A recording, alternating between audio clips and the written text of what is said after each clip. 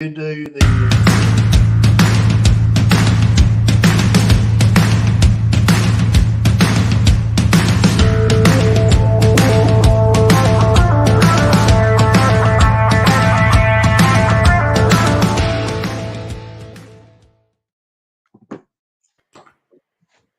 Cattle Drive Live, back in action on a Monday night, Corey. Season 2, episode 13. lucky number 13, baby. 13, baby. And they say that, I don't know how lucky it's going to be, but we are fixing to start what we've dubbed the Evolution Series. And I don't know about you, this is something we literally talked about this before Cattle Drive Live was a real rolling thing, how cool it would be. So those of you that follow us on social media, I'm telling you today we have pleasure to have Mr. Paul Clapp with us. Mr. Bob May is going to be with us, and we are going to sit and visit about the early bulls of the business and how the bus started headed downhill and how we get to present day club calf, Corey. You bet. It's going to be a blast. Probably going to end up being a 6-part series by the time it's done. We're going to talk about all the ones that I guess in our poll that we did, they're the bulls that affected the industry the greatest. And we're going to hear their stories and who bred them, how they were found, just all the ins and outs of what goes on. And I do think it needs to be said, this is really mine and your list. This is not the end all list. There are other influential bulls there. Each one played a part somewhere that may be left off the list. And I just think that at the end of the day, we're gonna say that this is the Cattle Drive Live evolution. And I think we have a little merit there. But if we left a bull out, talk to us on social media. Tell us, comment on our post through the week and let us know what's coming up. We're going to let you know. But moving forward tonight, this episode is brought to us by the leading ladies sale, Ethan Prop, and that crew's having a sale coming up this weekend at the Oklahoma Beef Expo facility. It is a multiple breed sale. We actually did a drive marketing for him that you can catch up with later this week. The sale is at 5:30 under a tent. It will be a live CCI live online. Colonel Ron Cunningham's going to sell it. Cody Beck there will be a sell consultant. There is a huge list of consigners, and man, did they ever come out of the woodworks. Ethan Prop, Brandon Fix, the Willow Springs crew, Terry Lockhart and his crew, Wasey McDuffie, Brock and Brian Courtney, Zeb King, Casey Hilmus, Braden Hendricks, Parker Cantrell, Carson Glover. Hey, it's a sale. These guys are excited. There's lots of quality. You got a question, get a hold of Ethan Prop. His number is listed here, 918-864-6567. The catalog is online at cci.live. But no, hey, look for the drive marketing video there coming up. I think tomorrow. It'll load tomorrow. So. Yeah, and those of you having sales, I know those club calf sales are about ready to start kicking off in Ohio out there. You got those spring sales this spring. Sure, give us a holler. We'll sure get some calves highlighted for you and give your program some exposure for sure.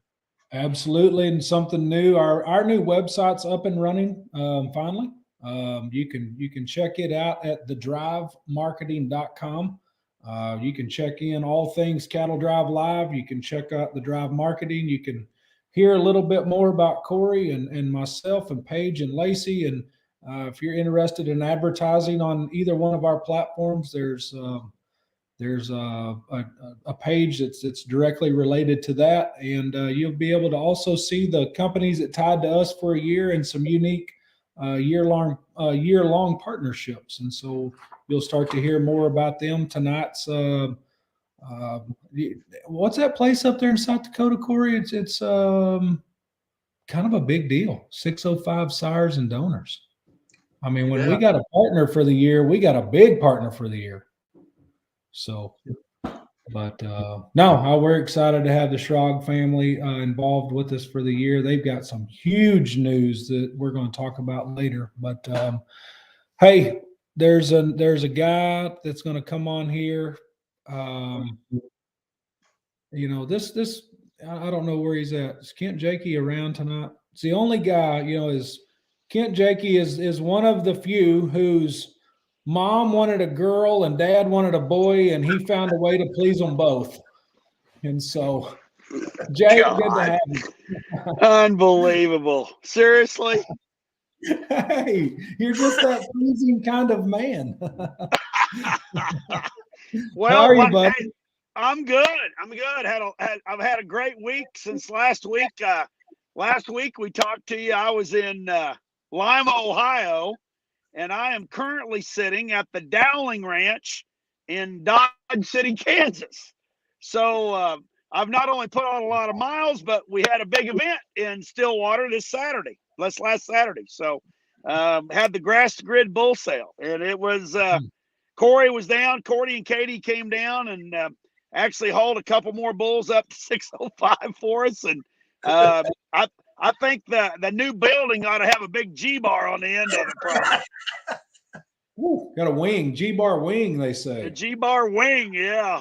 So it was fun. I mean, I moved my way through Ohio and got home late Wednesday night and was home to go through all the bulls. And then, of course, I went to Kenneth Holloway's funeral on Friday and was able to go down there and be with the family, and that was good to see everybody. I told Tracy Hedeman, of course, Tracy Stepp and I had lunch together, and I told her, I said, this is just like 1985 National Junior Limousine show all over again. I mean, everybody was there. It was just good to see everybody. It was unfortunate why we did it, but it was still good to see a lot of old friends. So, and then of course we had our sale Saturday and had a great event, guys. I know Corey, I looked up at Corey a couple of times and we looked at each other, kept shaking our heads like, I mean, this thing is just crazy, but we sell 162 bulls and we average 89.19. It was phenomenal. I mean, we just never had a slick spot. I mean, every time we bring a new bull in a new pen, I mean, we'd go up there and sell that bull for 15, 16,000. And then, it was just phenomenal, how good that sale was. And, what were a few of those highlights, Jake? Well, we sell the lot 101 bull, which is the new California bull. He's a County O son that we're pretty high on out of the Great Boots cow. Corey took that bull back up to 605, and we're going to start collecting him. We sell half interest in that bull for $230,000. Okay. He is the greatest County O son we've made, because that's a great cow he's out of too. And then we sell the Old Money bull, which is a 3/4 blood Maine bull, and I've gone on record to say he may be the greatest animal that John Griswold's ever produced, and he may prove to be, but right now I think he's a tremendous bull. He is a Garth son out of the Great Miss Boston, so be Garth back on the daddy's money. He is a high Maine 3/4 blood. We sell a third semen interest only in that bull for $85,000. Yeah, and then of course we sell the Bold Move bull, which is a Sam son out of Boots for $39,000 for half of him. And then the highlight of the sale was the Gar sons and of course the Sam sons, the purebred Semitalls. I mean, we just rocked it all day, and it was just a great day, and it had a good crowd. And hey, we sold bulls all over the country. I think we sold bulls into 28 states. So it was good. Hey, Jake, as exciting as the ag business is right now, and spring always brings optimism. I don't care who you are. There was some news that floated around the industry today that is worth sharing about a compadre of yours. Is that something that you'd like to elaborate on just a minute? Yeah, for those people that and maybe don't know this guy, but in the goat industry, everybody knows him, man. Everybody loves him. But C. Jason Spence, auctioneer from down around San Antonio, Texas, or South Texas, great Texas Tech grad. Was actually the Red Raider. Actually rode the horse and was actually the Red Raider. Was in a terrible accident up in South Dakota last night. He was up there for a goat sale. The situation is we don't know all the details yet, but somehow lost control of his vehicle or fell asleep or whatever, and went into a body of water. And before they could find him, he is in pretty critical condition in a hospital in Omaha, Nebraska. And I just ask that everybody keep Jason in their see Jason Spence in their prayers, thoughts and prayers. He was a great friend of mine. Actually got me involved with Kevin Mock at the Friday night fever sale that we do down in San Angelo here the second Friday of May. It is the highlight. It is the premier goat sale of the year, and Jason was always the auctioneer. Just a tremendous guy. Got two young boys, and my heart goes out to them boys right now. I know they're en route to go see their dad, but he needs everybody's prayers and thoughts right now. A great friend of mine, a great friend of the livestock industry, and we need to be thinking about him tonight. Right, you bet. Well, Jake, it's been good to have you on tonight. I know you're on the road. You're headed back towards it. You're in Kansas. You're headed up there through the Midwest into South Dakota. We'll just look forward to seeing you next week. Yep, I'm going to be going up through Nebraska and Iowa, actually, and then I'll be going back down into Missouri. I got a sale next Saturday for Owen Brothers Scimitals in Bodark, Missouri, but I'm going to make a swing through Kansas, up into Nebraska, across to Iowa, and then I'll be back in Missouri next weekend. But you guys have a great show. I can't wait to listen to these old timers talk tonight. I gotcha. Okay. Hey, all right. Take care, Jake. Man, heck of a good sale there. They're in Stillwater, live action. They say SC was pretty on fire this week too, Corey. Oh, it was. We're going to start off with the Angus breeders, Seldom Rest Farms. They're from Michigan. They sell 14 head to average 19,325. High seller was lot 1, a Primo daughter for 85,000. Lot 3 was a Clausen daughter for 71.5. Then you got Will Core out there in Ohio, Core cattle, 15 head, average 7,500 on that deal there. Then we come back to Iowa to the Willie Weiss and Rosebud Cattle Zine Ward there. They sell 75 head to average 9,700. And Tree Lane Farms, the Sliffs out there in Illinois, they sell 13 head and they average 10,300. And then we wind up the week with Rob Oakley and Cole Kaufman. Had a really high quality Angus and Limousine set of heifers. Top 3 average 10,000. Sale average top 3 average 10,000. The sale average 68.94. Yeah, you bet. Steer bidder, they had a big week last Monday and Tuesday. Chaplain cattle there in Oklahoma sell a solid gold for 20,500.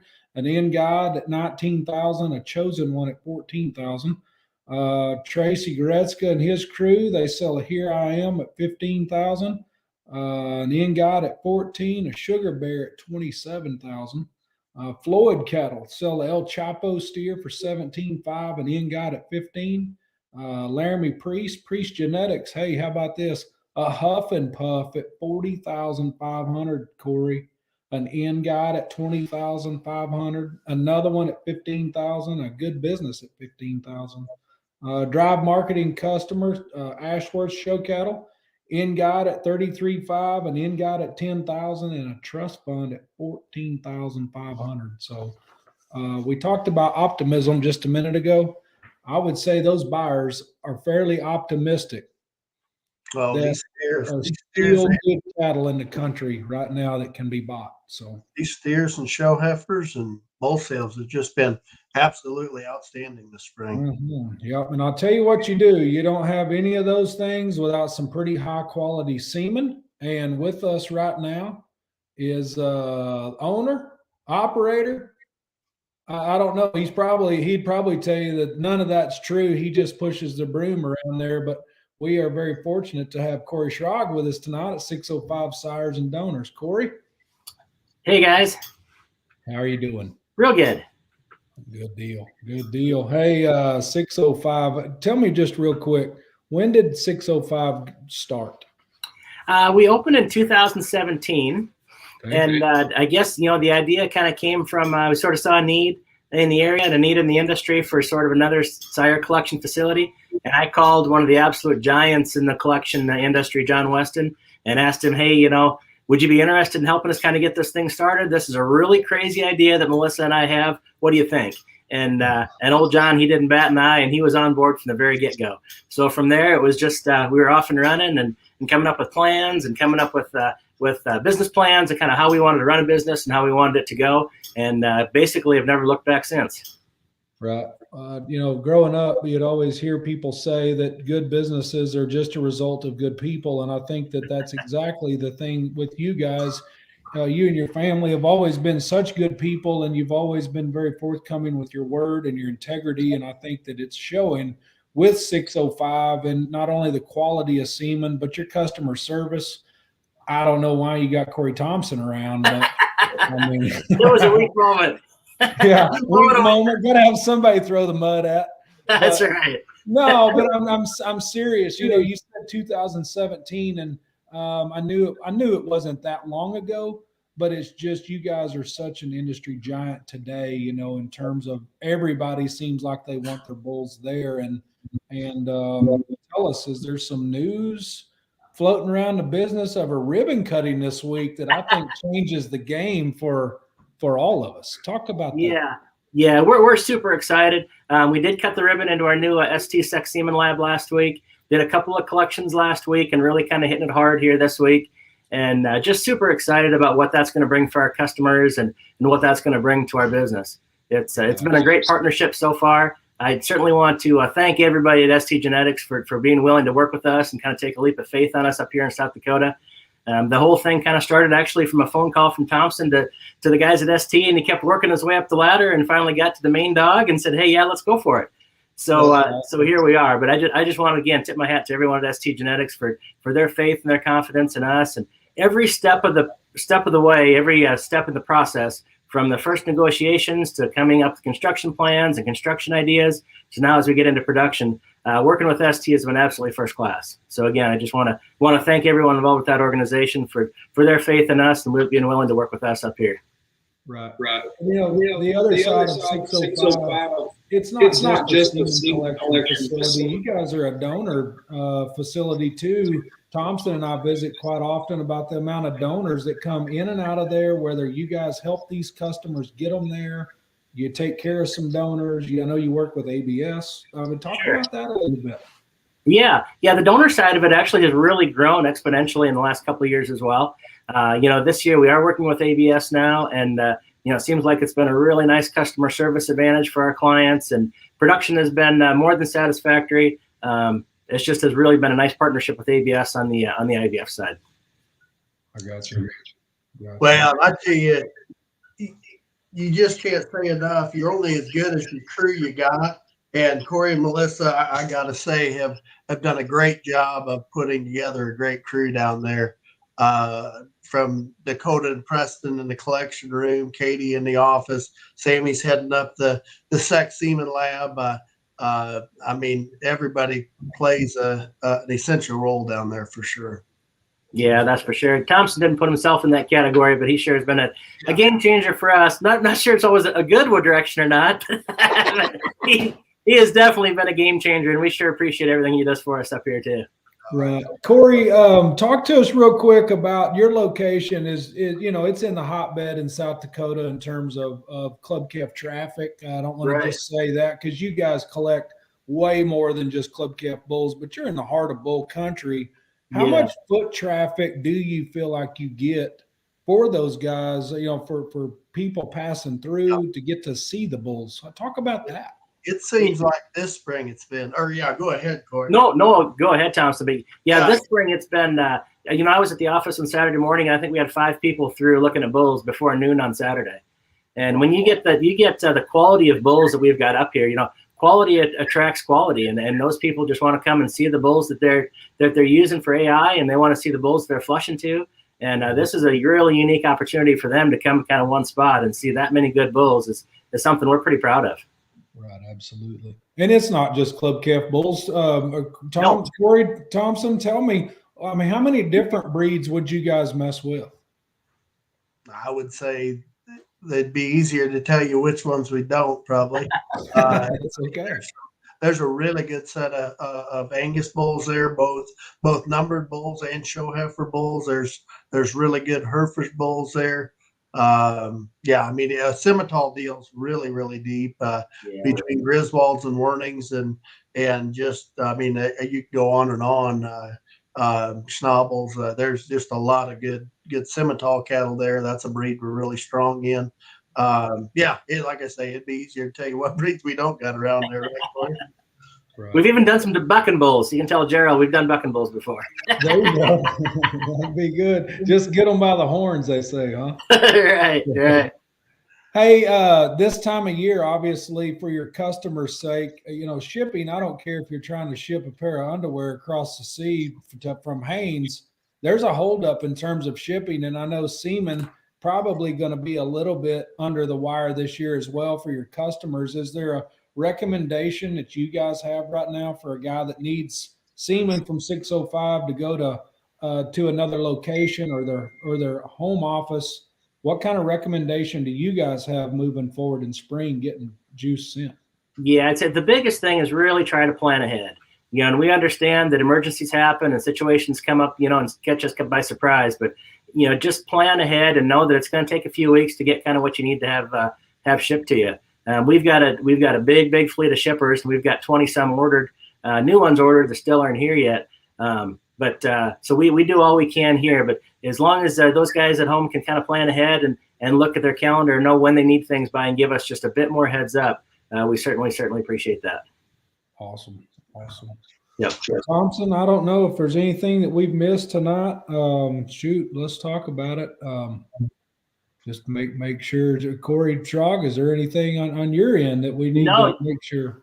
No, we just want to thank you guys for having us on and giving us the opportunity and get on to the two guys you're going to talk to here later. You've got a couple of absolute giants on the club calf industry, and I'm looking forward to hearing it as well. So you get on to those guys. All right. Well, hey, thank you, and thanks 605 and your crew for being a part of Cattle Drive this year. I'm looking forward to it. You bet. Thank you, guys. All right. Corey? On to the meat and potatoes. The meat and potatoes is ready. It's here for the taking, and I don't know. Let's just get them in here. Bob May is with us tonight. Bob May Cattle Company and Mr. Paul Clapp Show Steers. Guys, thanks for being here. You bet. When Corey and I started this whole deal here, this idea has been something that's been on our minds from the get-go. And as we started this Cattle Drive Live journey on Monday nights, Corey kept going back around to, we really need to do this. We really need to do this. We really need to. And finally it was like, let's just do it. And so here we are on step one of our journey through the business. And Corey, I know this means a lot to you. Drive this thing here for a minute and let's get moving. I'm excited to hear. I was born in 1973, graduated high school in 1991.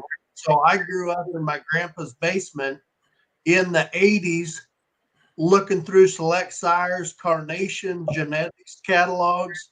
And I'd take them to school and study them. I knew those bulls in and out. And the best ones were owned by you two guys. So it's really special to me tonight to start this deal, because when we started looking back, the only one that I guess when we started talking to them guys, what were the influential sires?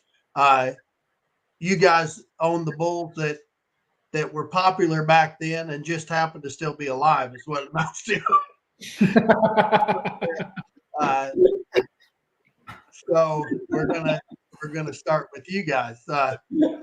But tell us a little bit about the late 70s a little bit, kind of set the table a little bit about the type of cattle that were popular back then, where the hot shows were. Just kind of give us a overview of the industry in the late 70s. You going to go ahead, Paul? Oh, you go ahead, Bob. You know it all. Well, when Corey started out, that he was born in 1973. That's the year I graduated from high school. So, and Clapp's older than me by a good bit. So we are getting older. There's no question about it. So with that being said, as far as the type of cattle, anybody that was messing around back then would know that them things were tall and probably had no belly. Actually, we were shaving all the belly hair off of them back in those days. Yep. I think Dwayne Hilbert kind of set the standard then. He used to shave those cattle way up in their armpit. He wanted them things to look tall. We all did, I guess. I think the steers that won Kansas City in the late 70s, were one of them was 60 inches tall. And of course, we don't measure steers right now per se, but I'd say there's a lot of 51, 52 inch steers winning right now, to put that in perspective. So when you think about, 8 or 9 inches, that's huge. And those things were tall. The weight back then, Paul, if I remember right, I think it was, kryptonite to be over 1250. Isn't that correct? I mean, I don't think you could be over 1250 and win. Is that how you remember it? Yeah, maybe when we first started a little heavier, and then they cut them down to 1250s, kind of the weight they wanted. So that tells you how, they weren't very thick. They were, I guess you could say, we thought they were pretty. Well, they were, the big thing they went after was the outline. Super cool fronted, straight top, straight underlined, and they wanted them really square hipped. And they were, I think, as I remember it, they were a sound set of cattle, don't you think, Paul? They were big footed. Majority of them, you hardly ever worried about. You worried more about getting them straight enough rather than too straight. Yeah. Yeah. So definitely. Obviously somebody's going to throw a short joke at me here before we're done tonight, but there wasn't a head of cattle I didn't have to stand on a feed pan or a bucket and just keep moving it forward. And that's not funny, Brett. It's not funny, but we had Kirk Sterwalt on here a few weeks ago, 2 weeks ago, and he said that when he was traveling around in that era clipping, he carried his clipper box and a bucket. What was the bucket, Thompson? He carried a bucket with him to stand on. I thought the same exact thing. It might have even been the toolbox that he used to carry the clippers on. He'd stand in. I don't remember, but he carried it. So you started it. I was just agreeing with you. So anyway, they were big. One thing that I wrote down in my notes was, today you see so many cattle that are black and might have quite a bit of white on them, and that isn't a detriment nowadays. I think Paul would agree with this. When we go out in the pasture, and you didn't see a lot of white on cattle, but when that started cropping up, we wouldn't even look at them. I mean, if you walked out of a pasture and somebody quizzed you on what'd you think of that one with the white on him, it was like, I didn't even look at him. That's something that's really changed. Yeah, you wouldn't give a second thought to one with any white on him. Yeah. Unless it was a baldy. Back then, you couldn't give them away. I don't care how good they was. You couldn't give one away. That's definitely changed. Yeah. Wow.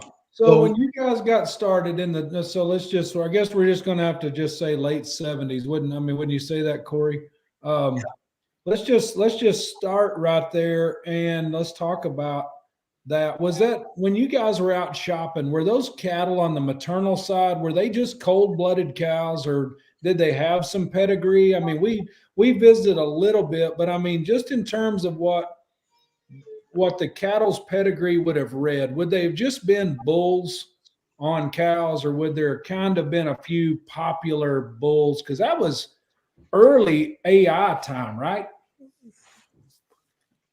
Yeah, I don't know, when I started and was traveling a lot, there was a lot of just pasture bull bred ones, but the ones that they eyed, there was a lot of Cunha, Maine and Jew. Cunha was real popular, and El Dino and in the Keys, but yeah, I'd say 75% of them we looked at were just out of pasture bulls, cleanup bulls. That's how I remember that too. Yeah. And where was there a hub that a lot of them cattle were raised, a state, or was it pretty broad in terms of where them better ones came from? Well, that started out, it was all Dakotas, Montana, some Nebraska's the main area. And there were so many people traveling there. That's when I started going to Canada because I could buy them for half the money as I could down in the States. So, but when you say Nebraska, Dakota, and Montana was three of the bigger states? Yeah. I can remember back in the Nolan Fleshner and I had 6 years of club calf sales in Farmer City, Illinois, and 1980 being the first year. And we'd leave after the Illinois State Fair and we'd go to South Dakota. I'm drawing a blank on the Mr. Gephardt. You know who that is, Corey? Oh, yeah. And I remember we bought 10 steers from him. We bought 10 steers from him, and we literally were the first club calf traders to go out that early. And that was, end of August. Yeah. And I mean, as far as I know, we were the first ones out there. Maybe we weren't. But anyway, that was kind of my first recollection of going out, to ranches. And of course, that'd been South Dakota in that case. But there just wasn't near as many. I mean, now everybody and their dog is raising club calves. There'll be somebody new crop up on show circuit next year that you drove right past there this year and didn't know anything about him. Yeah. So, hey guys, let's jump into a little bit of this bull stuff chronologically. Between the two of you, what was the first bull that we're going to talk about, or what was the first one in history that kind of popped up for you guys? What, Paul? Am I correct that Nero would have come right ahead of Black Power Play? Is that? I think he come right after him. Or what year did you buy him in? I bought Nero in 1978. Well, then he would have been maybe it was the same ahead of me because I think Power Play won the national in '79. I think. So we probably bought them the same year, don't you think? Yeah, probably. Yeah. Yeah. I just remember when we used to go to Denver. The first year I went out there.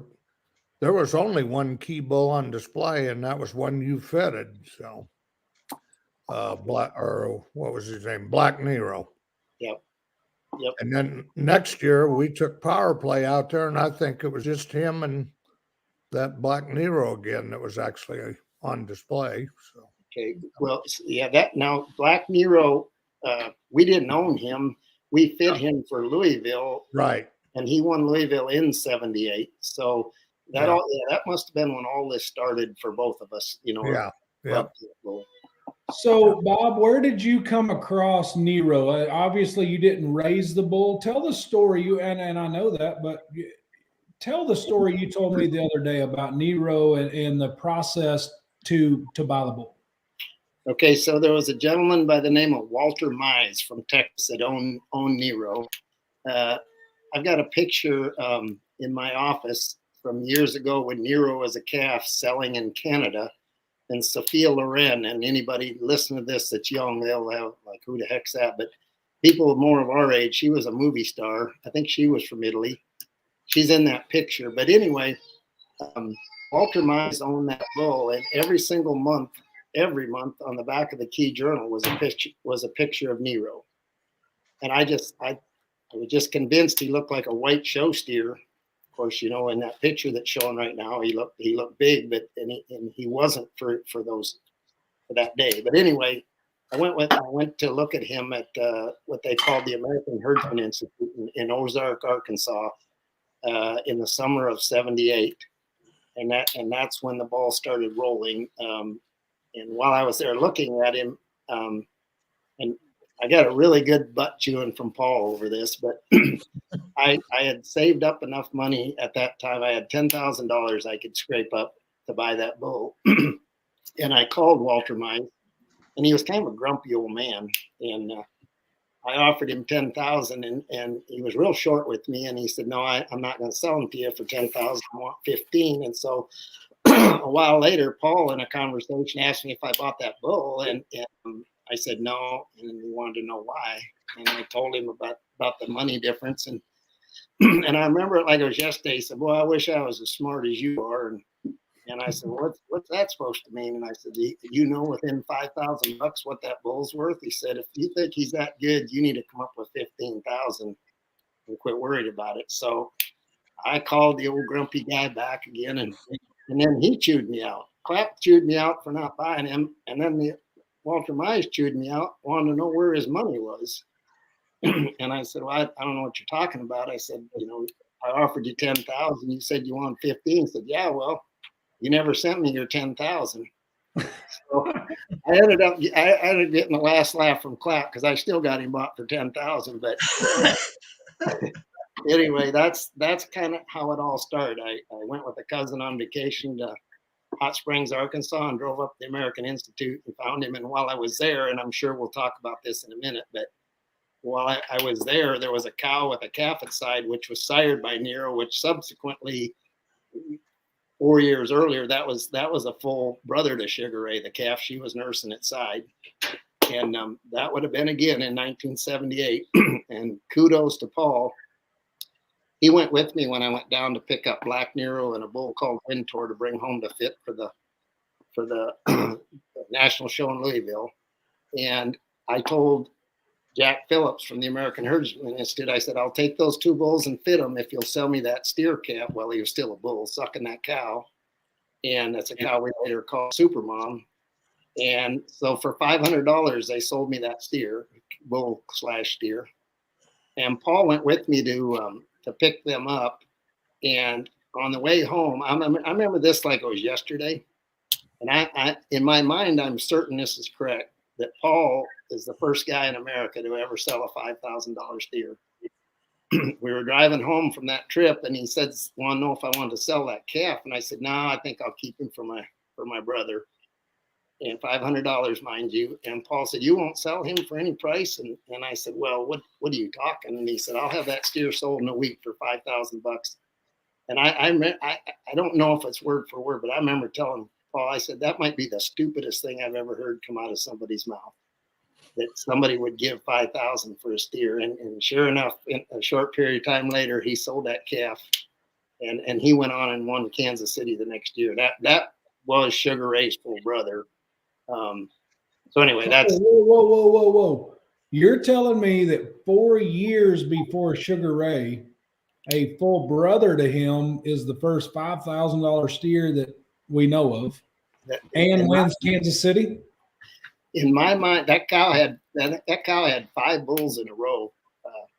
And Paul needs to jump in here too and tell some of his story, because I don't want to burn up all the time here. But she had 5 bulls in a row, and not until Sugar Ray was born did I leave him a bull, because I guess I was hoping we could win steer shows. So I'll just tell this story quick, and then Paul, you need to get in here. That first steer won Kansas City. The steer she had in her belly, and I'll tell you how I come to acquire her a little later, but steer she had in her belly was reserve in Louisville the next year. I bred her back to Nero. That steer was reserve in Kansas City the next year. I bred her back to Nero, and that steer was champion steer at the Ohio State Fair. And then fast forward to 1982, I finally had enough common sense not to cut Sugar Ray. So we finally had us a bull. Wow. He didn't have anywhere to hang his banners, Corey. He had to just leave the nuts in one.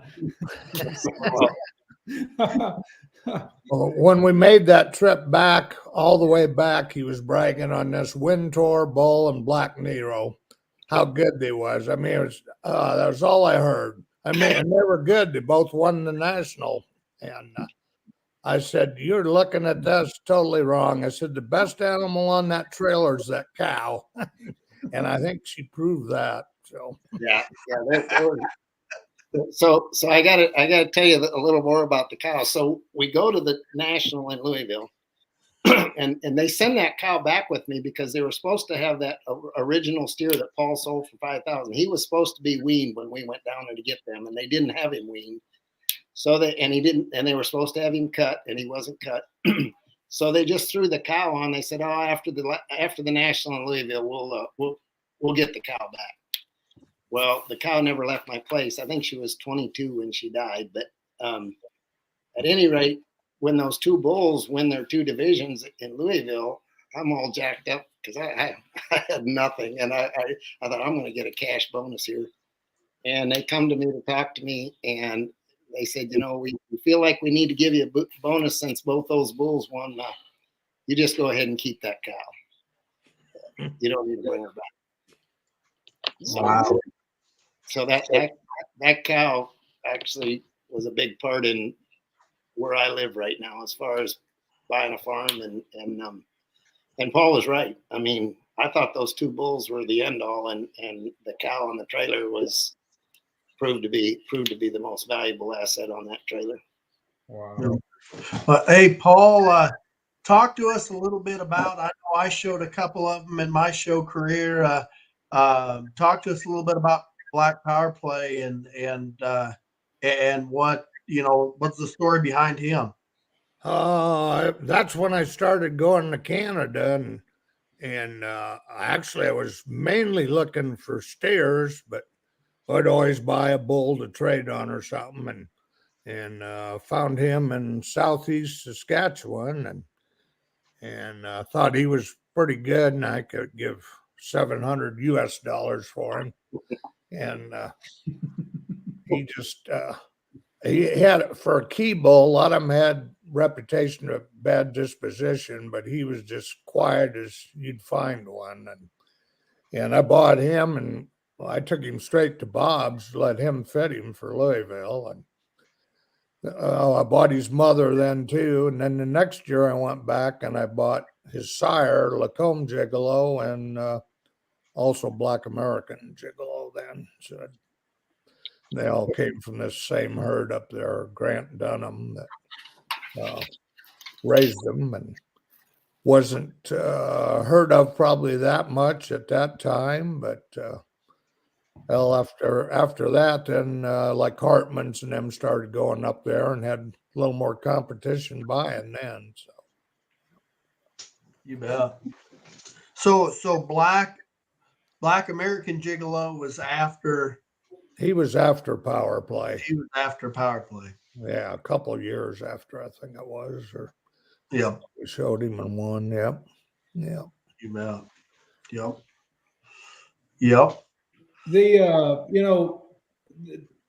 It goes without saying that this whole idea that Corey and I had was stemmed from another podcast that Genuine JBH did a podcast a year ago, maybe. I ought to know the day and I don't. It was a game changer for this industry when he sat and visited with Dean Kephart about the influence of throttle. And if for those of you listening that haven't watched that, I encourage you to go find JBH's podcast, watch that, and listen to. We're going to talk to him next week as well about more than just throttle. Mm-hmm. But that was one of the very first times. I was born in 1979, but that was one of the first times listening to him talk about going north and building his cow herd. And he had a lot of these Black Power Play daughters. Yeah. What kind of influence did Black Power Play and Nero have on the maternal side, late 70s, early 80s? Well, it all depended what herd you visited. There was some ranchers out there that they absolutely wouldn't keep one for a cow no matter what. They thought it was just too big and rangy, and there's other ones that loved them. And God, I'm having trouble remembering him. He's out west of the river, an Indian that raises a lot of club Jake cab. Longbreak. Yeah, Yeah. that's what I was going to say. Yeah. If you talk to him, he's still got some granddaughters or something of him. He wanted to know last time he'd seen him, which has been a while ago, whether I still had any semen left on him. No. But I mean, there was, I'd say a lot of them guys in the Western Spring areas, there wouldn't have been one of them kept one for a cow, but there was a lot of good females turned up out of him. So, Right. um, Did those guys that we're talking about out in the Springs, Corey? That's obviously a lot more your country. Did those guys just see the value in using these bulls to raise strictly a show steer for you two guys to come out and sort through? I know another guy Bob and I visited about was Jim Panel there in Wyoming. Did those guys just have an interest in this AI to sell a show steer? Because it seems to me like obviously the maternal side still has value too. We'll get into that in this some more. So what was the draw for these guys to AI these cows? For speaking on the bulls I was involved with, Paul had made a comment a minute ago about how the disposition was on black power plays. The dispositions on the bulls he had were much better than the bulls I had. The Neros, I mean, everybody talks about how rough the Sugar Rays were, and that's a true story, but they weren't as tough as the Neros. Nero was Sugar Ray sire, and those daughters out of Nero were kind of nasty. I mean, they stayed nasty. Now, not to say the Sugar Rays couldn't too, but there was a lot of Sugar Ray cows that were maintained in herds, kept in herd, retained for cows, and you guys can't see it, but I got a scar right there from a set of clippers that a Sugar Ray kicked out of my hands. Yeah, I guarantee you, you've never heard me defend the Neros or Sugar Ray's dispositions. Yeah. But the fact that you're going to have Dean Kephart on, I've said this many times where I'm concerned, and not the Neros so much. We've moved past that to Sugar Ray. Was the first year we had Sugar Ray in Denver, and Paul alluded to that a little earlier. The first year we had him there, which would have been in January of 1983. He was born in March of 82. I remember people commenting what a dwarf he was. I mean, he was. I think we have a picture of this, Bob. Yeah, and I'm going to have to get there. I know Paige will find it. I know, but there is a displayed picture. Go ahead. He looked like a riding horse. There you go. And he was little. He was really little for his time. Look at that deep belly there on display. And at any rate, where I was going with that is the first year, I think everybody thought they could use that bull to downsize their key cows, and that did not work at all. And you mentioned Dean Kephart coming on next week. He in my case, he saved Sugar Ray as far as semen sales, because he figured out how to breed them to those more moderate semi and main cows. And then as an extension of that, Jim Panel had one heck of a set of main cows. And those two guys were probably very instrumental in saving the bull, because then all of a sudden they started hitting the lick. And of course, the black power plays, they were phenomenal cattle and stout. And were they a little bigger than the Sugar Rays, Paul, would you say? They was bigger, yeah. Yep. Yeah. Yep. But people start figuring out how to use all these bulls, and so that's just how I remember all that. So, but Paul definitely had me on the disposition end of it, not Paul himself, just the bull. I can remember that year in Denver, you was bragging, Bob, when Sugar Ray said, yeah, he bred his first cow. And I said, what'd you do? Jump him off a hay rack? Yeah. Talking about how little he was. Yeah, Paul, that was real cute. Jumped him off the hay rack. Hey, Paul, something we heard wasn't little was black power play when you took him to the Iowa State Fair. Oh, God, he weighed a little over 3,000 pounds. That's what the article that we dug Paige up. on the article. Thank Paige for this. She did the recon and found it. The record. Read it, Corey. It's your deal. Yeah, the record at that time, that was the record Super Bowl, and the Super Bowl competition at the Iowa State Fair weighed 3,080 pounds. Black power play, heaviest bull ever entered at the fair. Wow. He beat, yeah. I didn't know that. By 500 pounds. Yeah, he came out of the stud too. He wasn't even fat. He was in breeding condition. So, but I bet they were ready to get rid of him, as big as that rascal was. Yeah. The funny thing about it, that's back when the Angus had all them elephant ads about the Chianini. You know, they was way too big, and they was showing pictures of elephants. Well, a couple years later, well, it was 4 or 5 years, a friend of mine, Jerry Carrico, had an Angus bull in there. He weighed 400 or 500 pounds more than Power Play did. Now, he did have him fat, but I sure asked him about the elephant ads. So, hey, so we know the Nero to Sugar Ray deal transition we're going to get to and get into some more Sugar Ray. Were the black power plays, were they successful in the show ring as well? Yeah, they did real well. And then Sugar Ray came along, and they would have been done even more than the power plays. But at the time, the power plays were real successful. Yeah, he was competing more with like steers out of El Dino and stuff as far as keys. And the times changed. They wanted them a little smaller. The Sugar Rays looked like giants today, but they were small compared to power plays and them full blood bulls. But would it be fair to say, Paul, back in that era, those two bulls, I mean, I think, as I remember, pretty well dominated, didn't they, from show to show? It was either one or the other.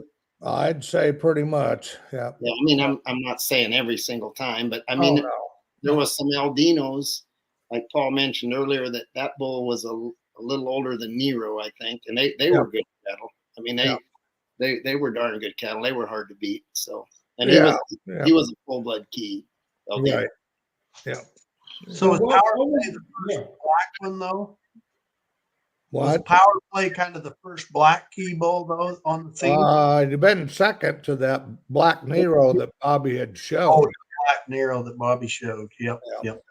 But black Nero never made near the impact that power play did. No, but he also wasn't promoted probably all that good either, was he? After they got him out there. I don't. Yeah, maybe not. But I mean, I just don't think he brought the goods to the table like power play did, where he didn't stick around as long. Maybe. Yeah. Right. So talking about these two bulls, there was no social media in the 70s. I mean, I guess that there was social media. It was you two guys met up at some coffee shop and talked social media. There was no internet to buy semen. There was no mobile phones. What was the semen game like from two guys that had probably the two most popular bulls in Club Calf world? Talk about that. How did you get semen here, semen there? I mean, talk about that. Well, when I started selling, I had semen like three prices: $15. You could buy any amount. 50 units up to 100 was 12.5, and if you bought more than 100, it was $10. So I had, I had some ranchers that I had one in South Dakota bought 1,000 units, so I let him have it, $6 or something. And oh wow!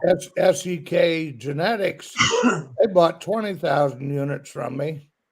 And I made them pay me up front. Well, I sold it for $5, but that was $100,000. And they paid me the day they got the semen, not as they sold it. They didn't like that, but I also wouldn't let them have it for $5 if they wouldn't do it that way. So can I tell a Clapp story here quick? Yeah. This is a good one, Paul. So there's never been an influence. I mean, this is bragging on Clapp. I mean, as far as, my dad was a farmer.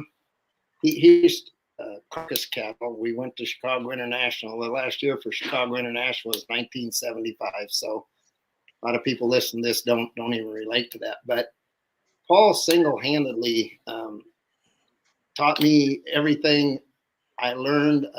Still got a lot to learn, I guess. But as far as being a business person, I mean, I take no credit for how I merchandise semen. I mean, I always went to Paul for advice, and he always had dang good advice, and he was always a straight up front, honest businessman. But he was, by God, he was hard nosed too. I mean, you were going to do it the way he said you were going to do it. And so that's when you said, how did we merchandise? I think we were probably advertising like in the Key Journal, what we call, and probably Elton Miller had a magazine back then. Yeah. And what's really changed is like what we're doing right now. I mean, there was none of this not that many years ago. And no offense to anyone that runs a magazine, but print ad is getting, when there's so much instant social media right now, Snapchat to sell a steer or heifer, it's all so at your fingertips. And so as I remember it, we were doing everything just in a print ad, call this number. And of course there was no cell phone written down. You were calling the home, and we'd do our business at nights when we got done. And right, Paul? I mean, that's how, I mean, until the mid 90s, there was no cell phones, so to speak. And so that's how we conducted all our business. And I'll never forget, my first advice from Paul was on the Nero Bull was just to make people buy 50 units. And I think the comment he made is, just go to your mailbox and pick up the checks. And it was almost that simple, because the choices weren't, well, how many bulls can you breed to nowadays? I mean, clubby bull or any breed, there's thousands of them to choose from. Yep. That wasn't the case back then. So, but anything I did marketing wise, all come from that guy right there. So you guys would have just been out west. Did you carry a semen tank with you when you went in August, September? Or did those guys even remotely think about that? Did you ever think about delivering the semen? No, I never did that. My biggest, the magazines, but displaying at Denver, I mean, just about all them ranchers from the Dakotas was out there, and that's where I sold the majority of my semen outside of the ads in the magazines. And Paul made mention, I probably would have forgot to say it. I don't know how I'd have forgot this, but and it's probably through a connection with Paul that it was Jerry Kramer at SCK Genetics. Was that his name, Paul? Yep. And I remember there one year he wrote us $100,000 check in Denver. And so they would do most of the merchandise. And I forgot to mention, and I certainly don't want to leave anybody out in this. When Sugar Ray was a 6-month-old calf, we sold half of him for $10,000 to the Wilhelms in Shannon, Illinois. Yep. And they were awesome partners. And I mean, back then, 10,000 was sure a lot of money in my world. Today, I like 10,000. It's still a good amount of money, but it was certainly a lot of money back then. And then almost all the years we sold Sugar Ray semen, Genetic Horizons was involved with the merchandise. So that's probably the biggest way we merchandise it, through their network. Yeah. Where did you collect those bulls back then? Mine were all collected at Nichols Chirogenetics. Yeah. Well, it started out Hawkeye Breeders, and then when they split up, went to Yep. Lloyd Youngman and Marv Nichols were partners to start with, and I've been good friends with Marv Nichols for years, so I went with him when they split up. Yeah. Yep. I just did whatever Clapp did. It seems to always work for him. Yeah. All right. So when Sugar Ray hits the scene, your text message to me earlier today, I asked you how did those cattle do, and you said, I guess they probably won right out of the gate once they figured out what was going on. What was that ride like? Because I think he won all of them. I mean, I don't know if there's ever been as dominant of a sire. I don't know if Clapp say, well, I had 1, 2, and that's okay. I'm just curious when he hit and he became the craze. What was that like, Bob? Oh, I don't know. I mean, I never probably ever looked at it that way. I mean, I attribute a ton of this to luck, and I mean that sincerely. I'm not trying to be humble. A lot of this was luck. That the idea that I ended up getting that cow for nothing. I mean, it was a bonus for fitting those 2 bulls. And actually, we never told this story a minute ago, but while we were, and Clapp realized what I had. I mean, I knew she was a good cow, but I didn't know she was. Clapp realized it, and he offered to buy her from me. I think while we were still in Louisville, Paul. I don't know if you remember that or not. Anyway, I was so broke, and I think you offered me $1,000 for her. Maybe I could be wrong, and that's been so long ago. And I just thought, I bet it was a gift. I better not do that. That's how come. So when I say there was so much luck involved with this, I mean there really was. And so when you say what was that ride like, to my recollection, and Sugar Ray was born in '82, so he'd have froze semen in '83. First crop would have come in '84. And I know Tom Donovan in Dubuque, Iowa, raised a Sugar Ray steer. They called him Panama. Buddy Priestmeyer from Texas won Fort Worth with him in '86, if my years are right. So there must have been a down year there of '85 when I told you that bull got bred to too big of cows, and they just the word wasn't good on the street. But then all of a sudden, people started figuring out how to use him, and that saved him. Yeah. And between Kephart and then Panel right behind him, then things started clicking. Yeah. So I don't know what I'd say the ride was like. It was like, I was just getting started pretty much, and needed to buy a farm, and realized how fortunate I was to have that bull be born here. Yeah. Clapp, what about you? What was that like for you in the heyday of having those bulls and having the success and seeing the success with Bob and y'all's friendship there? What was that like for you to at the time, did you realize just how important those bulls were to this business? Well, not the first couple years for me, but then, yes, as you went in at 3 and 4 years, and then I could see the times were changing, and then the Sugar Rays were starting to fit the bill after the power plays. They were a little smaller frame. Probably they were nickel cleaner fronted yet too, and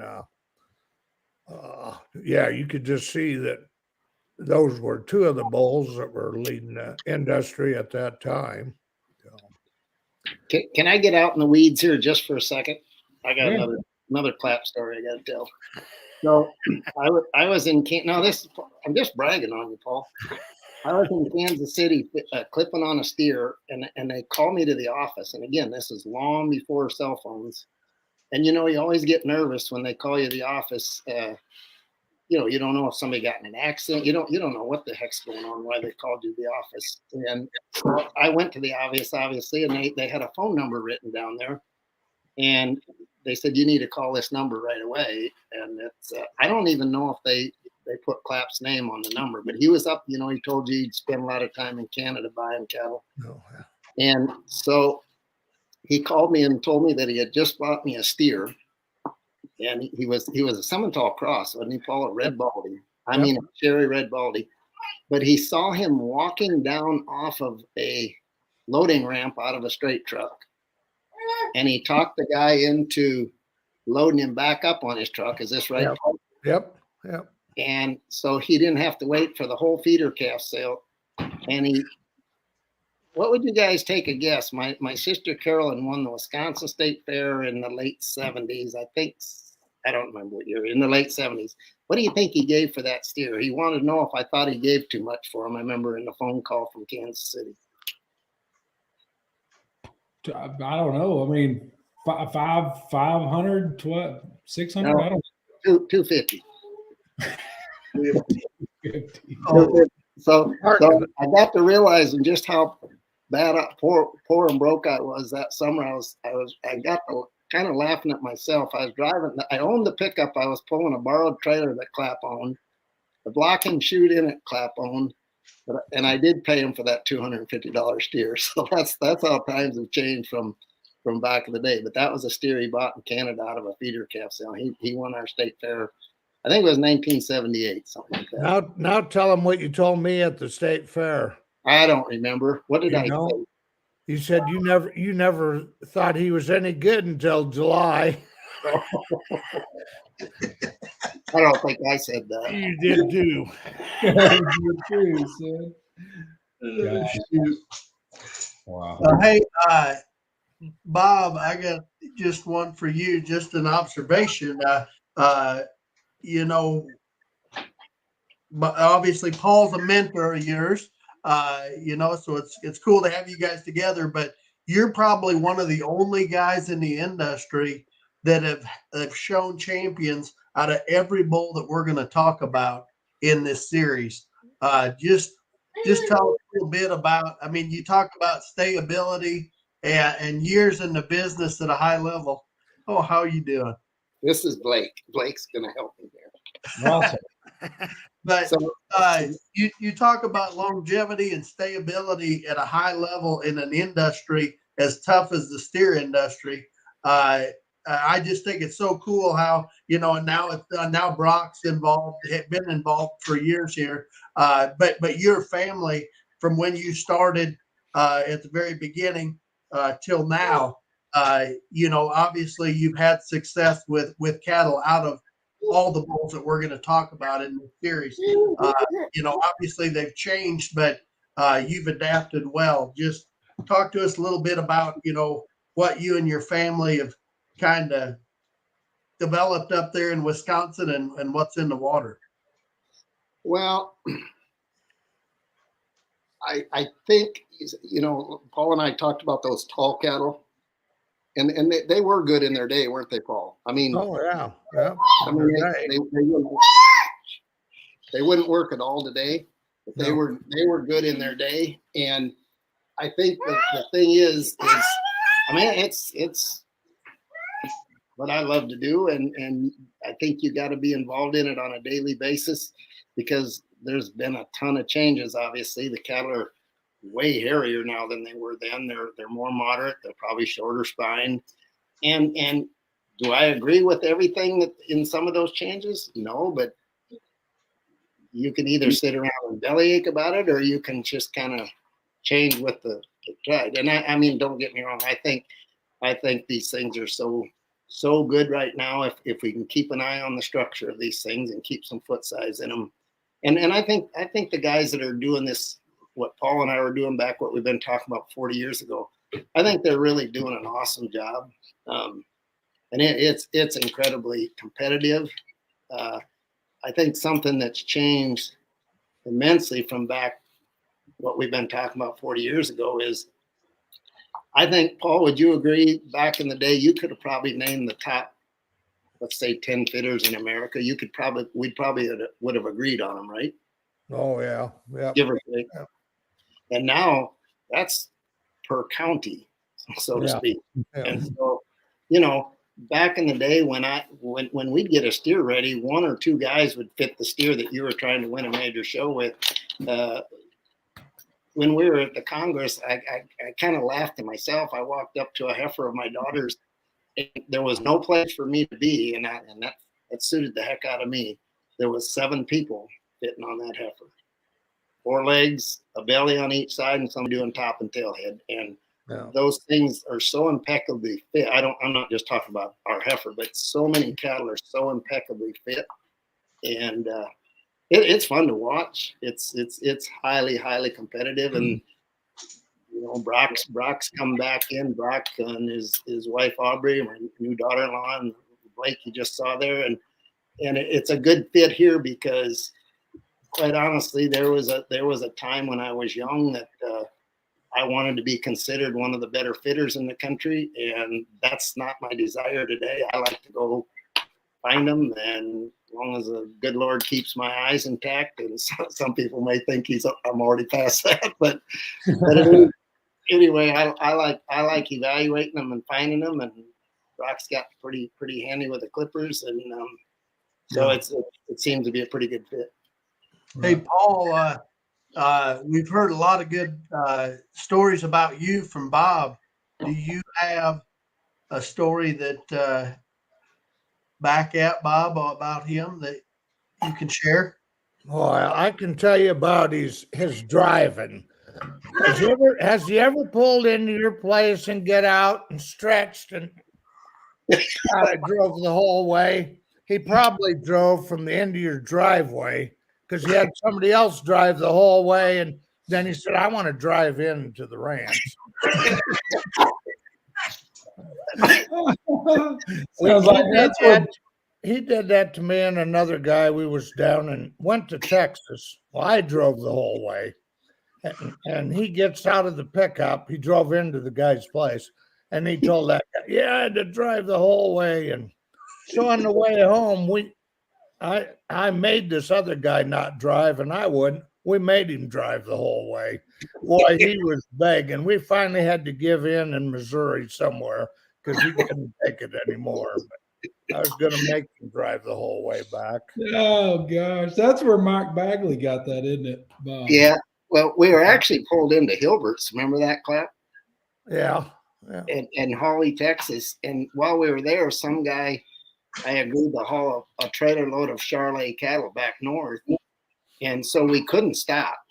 Right. And I mean, I was begging Clapp, please drive. I mean, and when he did, he just beat the hell out of my pickup.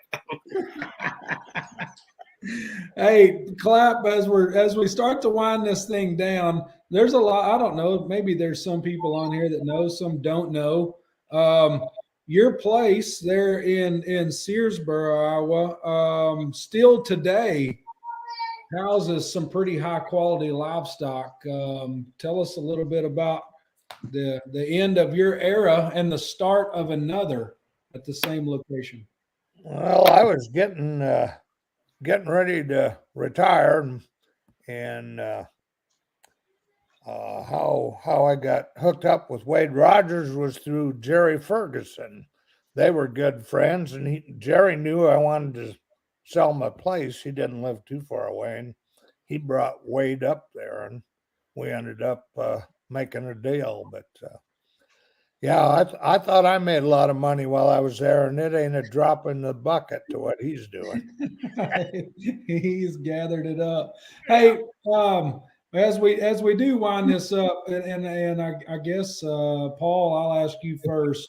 Your lifetime of this business, what is something business related, family related, all of your attributes and the positive things that you've done in this business and for it? What's the one thing in this business that sticks out to you the most, that you're the most proud of? Oh, God. I'd say my word and reputation, keeping everything honest and stuff. Sure. Then the other thing, I judged that OYE show there a few times. That is by far the best show I've ever judged, the way they do that grand finale and stuff. I mean, I've judged a lot of shows, but that's by far the best one for their finale. Hey, and tell us a little bit about, I just kind of caught word of it when I was down there this year, that Grand Drive speech that you gave. Why did you had the exhibitor pick the steer, right? Yeah, 1 year. Yep. I can't give long speeches like Mark Hogue and some of them guys. I'm going to talk in plain old English that any cowboy can understand, and I got to do something different. So I thought, well, this is going to be something different. So I thought it was a different way to end the show. So. Right. Bob, what about you? Same thing. You've got a lifetime here, and it's sure not over by any means. What is the one thing that stands out to you that you're the most proud of? Well, I don't want to just be redundant and repeat Paul, but I guess it'd go right up. Wish I could have gone first, and it would sound like he was repeating me. But no, seriously, that is something that defines Clapp. I mean, his character, and he's incredibly black and white, and that's why I've admired him so much all these years. And there's no big bells and whistles with Paul. What you get is what you see is what you get, and I'd hope for the exact same thing. Like I said, I probably should come up with something on my own, but I don't have a different story than that. I hope that people think I'm fair in business, and lead with integrity and character. And I'm raising my family in this business, and grateful that I've got to. There's the good way outweighs the bad, and we've had bad days like everybody else, and good days, but just darn fortunate to have my kids in this industry, and got a granddaughter now coming that hope she wants to do this. But just pretty much what Clapp just said. I got to associate with Paul doing the OYE, and one of the biggest honors of my life, because I do think, he's my mentor. He's the guy that got me going. Well, I can tell you, it's been my pleasure. I know Corey would echo that same thing, to have you guys on to start this evolution series, as we've dubbed it, to walk through how each one of these bulls have played a part in the next generation. And I just felt like it was awesome to have you two on here. Paul, thanks for figuring this high-tech stuff out. You'll probably have Snapchat here in 2 more days. Now that my wife did all this. I just sat down was all I did. You just sat down. Yeah. Exactly. Yeah, me and you'll be Snapchat buddies in 2 days. I can already tell you've got a love for this social media. Don't put a lot of money on it. I can tell you right now, I'll be lying to you to be somebody else doing it for me. That'll be all right. Hey, we close every one of our shows, or have always but one, with segment 6, as we've dubbed, as Bob May knows, he was one of the guys I called when I felt called to do this. Cattlemen's for Christ. It's just close this thing out with a Bible verse that goes along with something that we talked about. And I had something planned until Paul Clapp and Bob May both said honesty, integrity was something they were the most proud of. So I had to do some research in here. So I'm going to close tonight with 1 Chronicles 29:17. I know, my God, that you test the heart and are pleased with integrity. All these things I've given willingly and honest with intent. I know I have seen with joy how willing your people are who are here and have given to you with integrity. So that is how we're going to close tonight. Guys, thank you. Bob, Paul, appreciate it. Yep. We have a closing video here we're going to play real quick from Matt Lautner Cattle. Everything Riverstone Charm touches turns to gold. The most often asked question we get year after year is, what bull do we breed to get fresh genetics that will make show steer mothers that won't sacrifice bone, hair, growth, structure, and maternal characteristics? In the spring of 2022, the answer has become clear. Jumpstart and legendary Riverstone Charm donor are destined to become the next great line of genetics for raising replacement heifers that will be crossed with show steer bulls to make the next generation show steer. Jumpstart is that total outcross sire that still delivers all show ring features and is triple clean genetically.